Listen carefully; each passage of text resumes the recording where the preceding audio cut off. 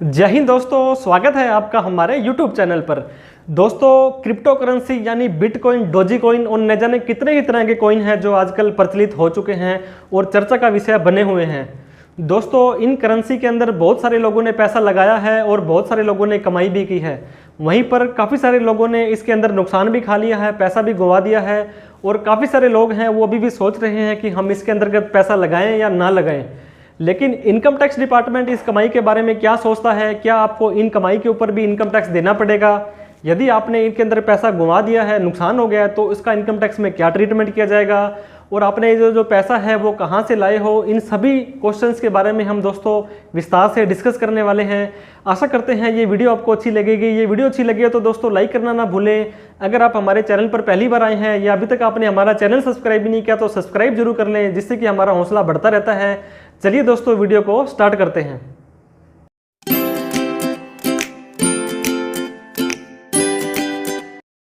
Crypto currency and income tax rules. जी हाँ दोस्तों, वीडियो को स्टार्ट करने से पहले मैं एक आपको चार्ट दिखाना चाहूँगा जो कि बिटकॉइन का है। 2014 में एक बिटकॉइन दोस्तों $3000 का था, जो कि यहाँ पर मई 2021 में आकर के ये $63,000 का हो गया है। $63,000 का एक बिटकॉइन, अगर आप इसको 70 से गुना कर देते हैं तो लगभग ये 44 लाख रुपए का दोस्तों एक बिटकॉइन हो गया है। इस वीडियो के अंदर हम बिटकॉइन और इनकम टैक्स के रूल के बारे में तो जानेंगे ही, उसके अलावा हम कुछ नॉर्मल प्रोविजंस को भी डिस्कस करेंगे कि क्रिप्टो करेंसी क्या है, क्या इसके एडवांटेज है, क्या इसके डिसएडवांटेज है, क्या क्रिप्टो करेंसी में ट्रेडिंग करना इंडिया के अंदर लीगल है या इलीगल है, बिटकॉइन क्या है, बिटकॉइन में इन्वेस्ट क्यों करें, बिटकॉइन पर होने वाली कमाई के ऊपर कैसे इनकम टैक्स लगेगा, अगर बिटकॉइन से लॉस हो जाता है तो क्या ट्रीटमेंट रहेगा, और इनकम टैक्स से नोटिस आने की संभावना अगर आ जाता है तो हमें उसे कैसे डील करना है। सबसे पहले दोस्तों मैं क्रिप्टो करेंसी की डेफिनेशन से स्टार्ट करना चाहूँगा। क्रिप्टो करेंसी दो वर्ड से मिलकर बना है, क्रिप्टो प्लस करेंसी। एक क्रिप्टोग्राफी दोस्तों नॉर्मल एक वर्ड होता है जिसे कि एक प्रोसेस बोला जाता है, मतलब एक प्लेन टेक्स्ट को ऐसे अनइंटेंजिबल टेक्स्ट में उसको कन्वर्ट कर दिया जाता है कि मतलब उसे कोई नॉर्मल व्यक्ति पढ़ ना सके, उसे पता ना लग पाए कि ये क्या लिखा है, क्या चीज़ है ये। और वहीं पर करेंसी का आप सभी को ध्यान होगा, मनी ऑफ एक्सचेंज होता है, ये एक मुद्रा है, मनी है, पैसा है। तो इससे यह साबित होता है कि दोस्तों क्रिप्टो करेंसी एक मनी है, लेकिन ये ऐसे फॉर्म में है जिसे ना तो हम पढ़ पाएंगे ना ही इसे हम देख पाएंगे। ये डिजिटल फॉर्म ऑफ मनी है जिसे कि क्रिप्टो करेंसी कहा जाता है। अब बात करते हैं दोस्तों नॉर्मल एक ट्रांजैक्शन की। तो जैसे मान लो एक व्यक्ति ए ने, इंडिया के व्यक्ति ने मिस्टर बी को यूएसए में कुछ पैसा भेजना है, कुछ ट्रांजैक्शन करनी है, तो उसे बैंक के पास जाना पड़ेगा। बैंक मिस्टर ए का केवाईसी लेगा, पैन कार्ड, आधार कार्ड लेगा, मिस्टर बी की डिटेल मांगेगा और उसको पैसा ट्रांसफ़र कर देगा। तो मतलब ये एक किसी मीडिएटर के थ्रू हो रहा है दोस्तों, और वहाँ पर आपकी सारी पहचान है वो रखी जा रही है।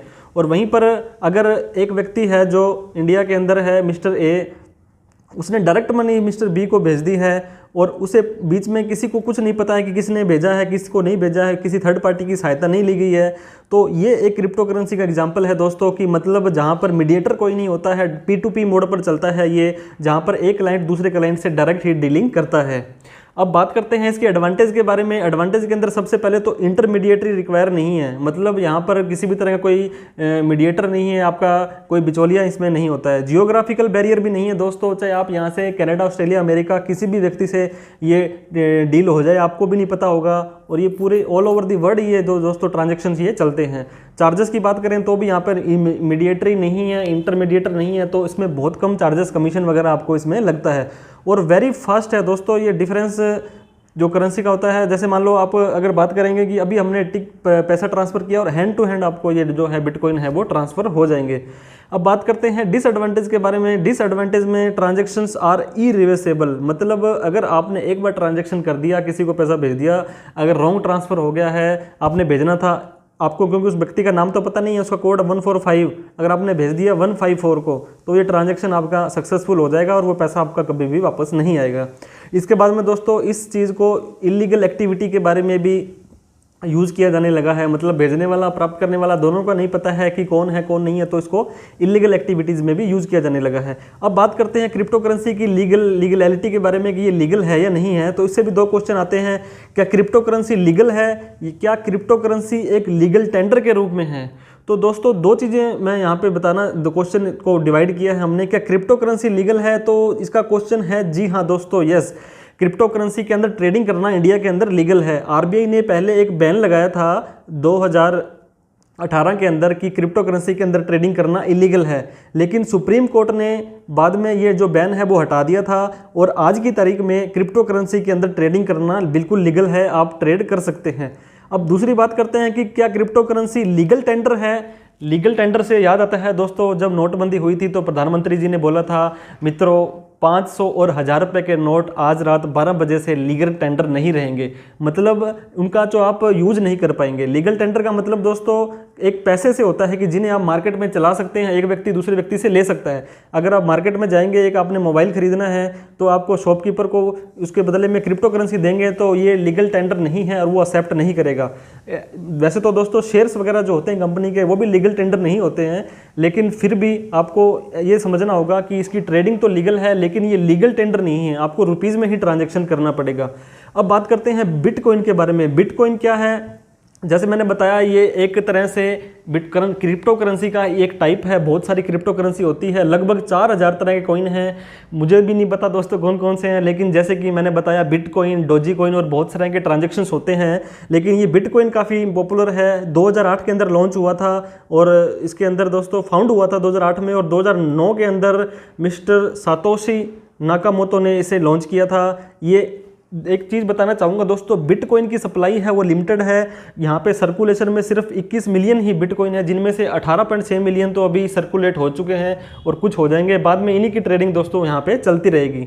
अब बात करते हैं बिटकॉइन में इन्वेस्ट क्यों करना है आपको। तो ये वेरी वोलेटाइल है, मतलब बहुत ज़्यादा चेंज ऊपर नीचे होता रहता है। दिसंबर के अंदर $19,000 था, मार्च 20 के अंदर दोस्तों ये $2,000 हो गया, बहुत ही कम आ गया था। और मई की जैसे मैंने बात की थी तो 48 नहीं, ये $63,000 हो गया था। और आज की तारीख में अराउंड $36,000 रुपये का एक बिटकॉइन है। तो मतलब आपको खरीदना और बेचना जो है वो पूरा फ्रैक्शन में भी आप खरीद सकते हैं। आपको जरूरी नहीं है कि पूरा का पूरा एक बिटकॉइन $63,000 यानी 44 लाख रुपए का खरीदना है। आप 100, 500, 1000, 2000, 5000, 10,000, लाख जितना भी आप खरीदना चाहिए उतना खरीद सकते हैं।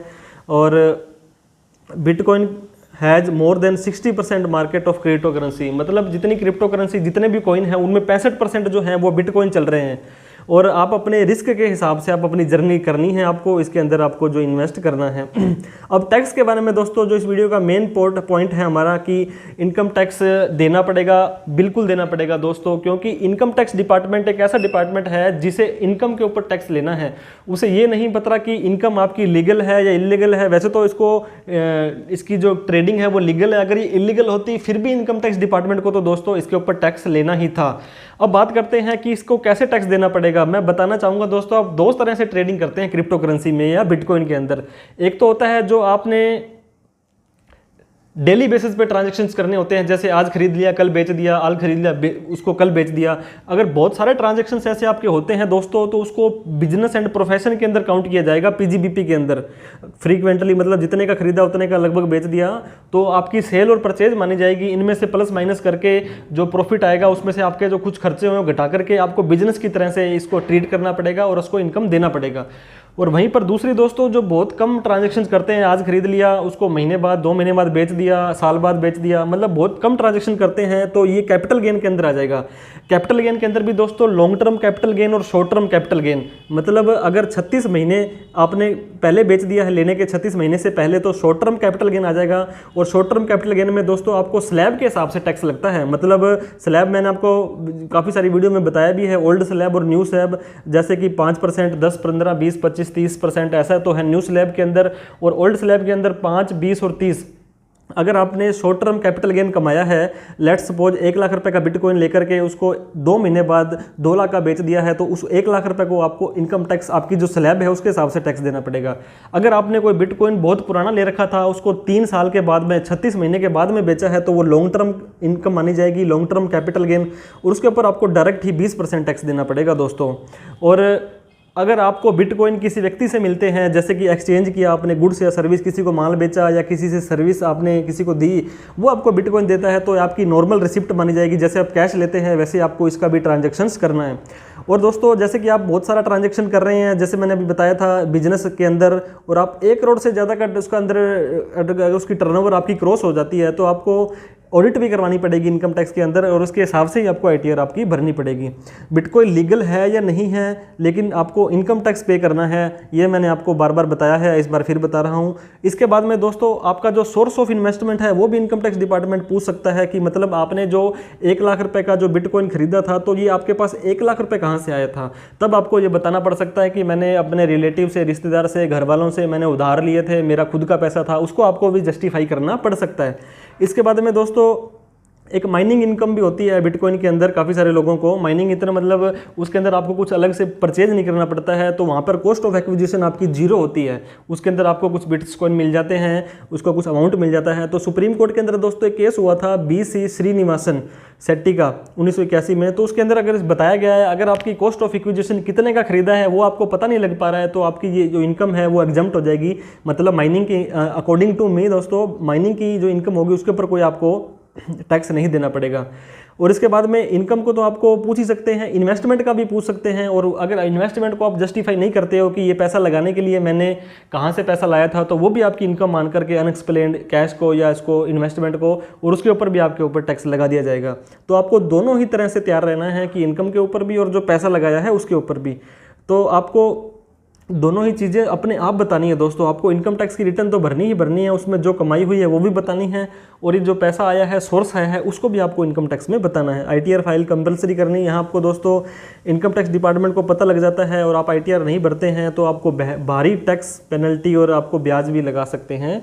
तो आज की तारीख में दोस्तों कोई स्पेशल गाइडलाइंस, क्लैरिफिकेशन, कोई रूल रेगुलेशन इसके ऊपर नहीं है। बस इतनी सी बात है कि आपको अगर इनकम हुई है तो आपको उसके ऊपर टैक्स देना पड़ेगा, चाहे वो लीगल हो चाहे वो इलीगल हो। इसके बाद में दोस्तों टैक्स जो पेड करना है वो आपको साल के ख़त्म होने के बाद पेड करना है। जैसे अभी फाइनेंशियल ईयर 2021 खत्म हुआ है, मतलब इस साल के अंदर जितनी भी कमाई करी है, चाहे आपने कैपिटल गेन कमाया हो या बिजनेस की इनकम हो आपकी क्रिप्टो करेंसी से, उनको आपको साल के अंदर एक ही बार ITR भरनी है और उसी में ही पेड करना है। इसके बाद में दोस्तों एक एडवांस टैक्स का रूल होता है। अगर आपका टैक्स 10,000 से ज़्यादा का बनता है तो आपको 3-3 महीने में उसको कुछ परसेंटेज भरना होता है। मतलब पे एज यू अर्न, जैसे आपने कमा लिया वैसे ही उसे भरना पड़ता है। अगर वो आपने नहीं भरा है और आपका TDS भी नहीं कटा है तो आपको भरना पड़ेगा, नहीं तो उसके ऊपर भी आपको इंटरेस्ट है जो इनकम टैक्स डिपार्टमेंट बाद में लगा सकता है रिटर्न भरने के टाइम। और इसके बाद में आपको ओवरऑल ट्रांजैक्शंस बैंक से देखनी है कि आपके पैसे कितने आपने इसमें इन्वेस्ट किए थे, कितने आए थे। तो पूरे साल की आपको स्टेटमेंट डाउनलोड कर लेनी है, क्योंकि आपका पैसा बैंक से ही जाएगा और बैंक में ही आएगा। तो आपको बैंक की ट्रांजैक्शंस को ध्यान में रख करके, अगर हो सकता है तो इस एप्लीकेशन जो होती है जहाँ से आप ये कॉइन ट्रांजैक्शन करते हैं उसको भी आपको ध्यान में रखना है कि आपको कितना ट्रांजैक्शन उसमें किया है, अगर पॉसिबल है। अदरवाइज बैंक स्टेटमेंट को आपको ध्यान में रखना है।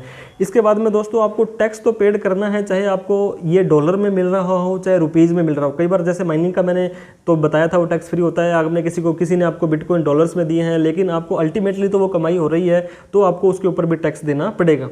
अब दूसरी बात करते हैं, काफ़ी सारे लोगों ने इसमें लॉस भी खा लिया है, नुकसान भी हो गया है क्रिप्टो करेंसी से। अगर लॉस हो गया दोस्तों तो आपको टैक्स नहीं देना है। टैक्स सिर्फ इनकम के ऊपर लगता है, न कि लॉस के ऊपर लगता है। सबसे पहले तो आपको रिलीफ लेनी है, आपको क्रिप्टो करेंसी के लॉस पर कोई टैक्स नहीं देना है। अगर आपको ये लॉस हो गया है और आपका ये जो लॉस है दोस्तों वो दो तरह से, जैसे मैंने आपको इनकम बताई थी तो दो तरह से ही लॉस होगा। अगर आपका ये लॉस है बिजनेस और प्रोफेशन, मतलब बहुत ज़्यादा ट्रांजैक्शन करते हो और लॉस हो जाता है, तो आपका ये PGBP के अंदर लॉस हो जाएगा और इस लॉस को आप अगले 8 सालों तक है वो कैरी फॉरवर्ड कर सकते हो। मतलब अगले 8 सालों के प्रॉफिट को इसको एडजस्ट कर सकते हो। अगर आपने कैपिटल लॉस किया, पिछले 2-3 साल, 1 साल 6 महीने बाद इसको बेचा और उसमें नुकसान खा लिया, तब भी आपको कैपिटल लॉस को भी आप अगले वाले सालों में होने वाले कैपिटल जो गेन होगा उससे आप एडजस्ट कर सकते हैं। मतलब अगर लॉस हो गया है तो एक तो आपको टैक्स नहीं देना है और उसके लॉस को अगले साल के प्रॉफिट से आप एडजस्ट करने के बाद जो प्रॉफिट बचेगा उसके ऊपर आपको टैक्स देना पड़ता है।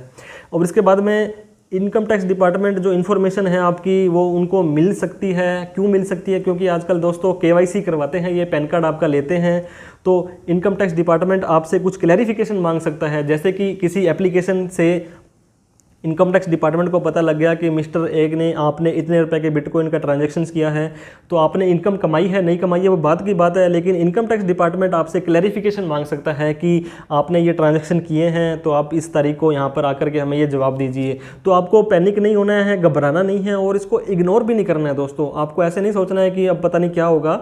आपको कूल माइंड होकर के इनकम टैक्स डिपार्टमेंट से संपर्क करना है। आप अपना रिप्लाई रिटर्न में दे सकते हैं, आप अपना जवाब दे सकते हैं, सर ऐसे ऐसे करके मेरी ये इनकम इनकम थी, ये मैंने वहाँ से पैसा लाया और मैंने इतने रुपए कमाए हैं और मैं इस पर टैक्स दे दूंगा। या आप किसी ऑथराइज रिप्रेजेंटेटिव सीए एडवोकेट को भी आप अपने वहाँ पर भेज सकते हैं, या अपने किसी रिश्तेदार को, भाई को भी भेज सकते हैं कि सर ये मेरा उसका जवाब लेकर के आया हूँ, ऐसे ऐसे करके मैंने ये ट्रांजेक्शन्स की है।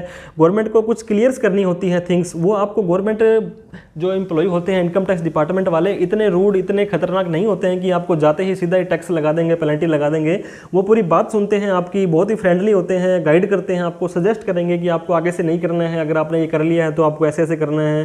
तो इसके अलावा दोस्तों अगर आपको टाइम चाहिए, आपको घबराहट होगी, तो वहाँ पर जाकर के आप इनकम टैक्स डिपार्टमेंट से अगली तारीख भी ले सकते हैं कि मुझे अभी क्लैरिफिकेशन देने के लिए थोड़ा टाइम चाहिए, 1 महीना, 2 महीना, 3 महीना, तो आप वो टाइम भी मांग सकते हैं, वो भी आपको कोऑपरेट करेंगे, तो उसमें कोई दिक्कत वाली बात नहीं है। इसके बाद ITR की बात करते हैं। ITR 2 जाएगी कैपिटल गेन के अंदर। जैसे कि आप बहुत कम ट्रांजैक्शन करते हैं, लंबा टाइम बाद बेचते हैं, तो उसको कैपिटल गेन बोलते हैं, ITR 2 जाएगी। अगर आप फ्रीक्वेंटली ट्रांजैक्शन करते हैं, ज़्यादा बार बार डेली का ट्रांजैक्शन करते हैं, तो आपकी ITR 3 जाएगी PGBP के अंदर, और हो सकता है तो आपको ऑडिट भी करवानी पड़ सकती है। और इसके बाद में आपकी अगर क्रिप्टो करेंसी के अंदर जो 50 लाख से ज़्यादा की होल्डिंग है, मतलब भगवान की दया से अगर आपके पास एक बिटकॉइन से ज़्यादा की कोई प्रॉपर्टी है, मतलब जिसकी वैल्यू 50 लाख बनती है, तो आपको अपनी ITR के अंदर इसकी वैल्यू भी शो करनी पड़ेगी। और इसके बाद में बिलेटेड ITR, पिछली साल की ITR भी भर दें, जिससे कि आपकी कैपिटल, आपकी पूंजी बन जाती है।